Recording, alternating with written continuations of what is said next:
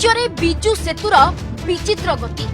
केउठी फड़करे अटकिछि तो आउ केउठी पिलार रे सीमित काम वर्ष वर्ष परे भी आगौनी काम देखतु ए हेउछि अनुगुल कणिया ब्लॉक रो रेंगाड़ी रे ब्राह्मणी नदी रे निर्माणाधीन बिजु सेतु भित्तिप्रस्तर स्थापन 12 वर्ष परे केवल 7 रु 8टी पिलार ही तैयारी होई परिछि ब्रिज पाई तीन थर शिलान्यास होइछि पाखापाखि 50 कोटी व्यय अटकल होइथिले मध्य अधारे झुली रही ब्रिज काम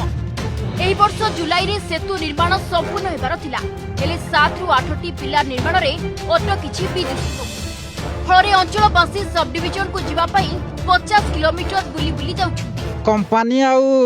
प्रशासन गोटे सुतार दीटी माली भलिया कि रहउछन्ति काम करछन्ति जहाँ फल एत डेरी हो कौन केबे केबे जदि बाय चांस कार बाहागर बड़पण हो कि कौन से सुविधा असुविधा किए गाड़ी मोटर नहीं खमार हस्पिटाल जावाई कह 4 चकिया जान रे असुविधा एपटे समल पटे बुलिकी जावाक पड़े न तो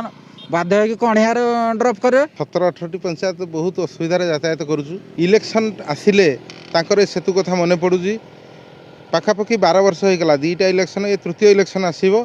मुख्यमंत्री को पुणी मन पड़ो ये ब्रिज काम बहुत लेट रे होउची दीटा कंट्राक्टर एठू भी गले से माने काम किसी करूना अंचलवासी भारी दयनीय अवस्था अच्छी रेंगाल डैम उपरे जान निषेध अच्छी तेणु आम एठू खमार गले कि बालडा गले आम लोक मैंने जाई पारना बहुत असुविधार एठी लोक अच्छा आबे मु तो वर्तमान से देखिनी तो मु वेरीफाई करी ठीक है जहाँ अच्छे आपन ग्रीवेंस दियो तो आई विल वेरीफाई देखंतु ए होछि खोद विभागीय मंत्री को 3 वर्षर हिसाब मंत्री कहउछती गत 3 वर्ष रे राज्य रे 307 सेतु काम संपूर्ण होछि किंतु एटू ढेर अधिक सेतु माने 534 सेतु निर्माणाधीन रहिछि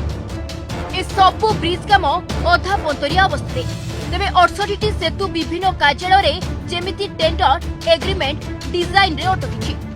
मंत्री कहिथिले निर्माणाधीन काम खूब शीघ्र संपूर्ण होइबो किंतु ना निर्दिष्ट समय कहिले ना सारिबा को प्रस्तुत हैला कोनोसी ब्लूप्रिंट जार उदाहरण आपणको आखि सामने प्रश्न उठुछि कोटी कोटी टंकार व्यय अटकल सत्ते काहेकि अधारु अटकुछि बिजु सेतु काम निर्माण दायित्व रे थिबा ठिका संस्था को प्रश्न करिसथि कि सरकार अधारे अटकी रहितबा बिजु सेतु को संपूर्ण करिबा दायित्व कहार बिजु सेतु को नहीं भास्फुट मारुथिबा सरकार को यह अपरागता नुहे कि अनुगुल कणियारू भागीरथी साहू रिपोर्ट अर्गस।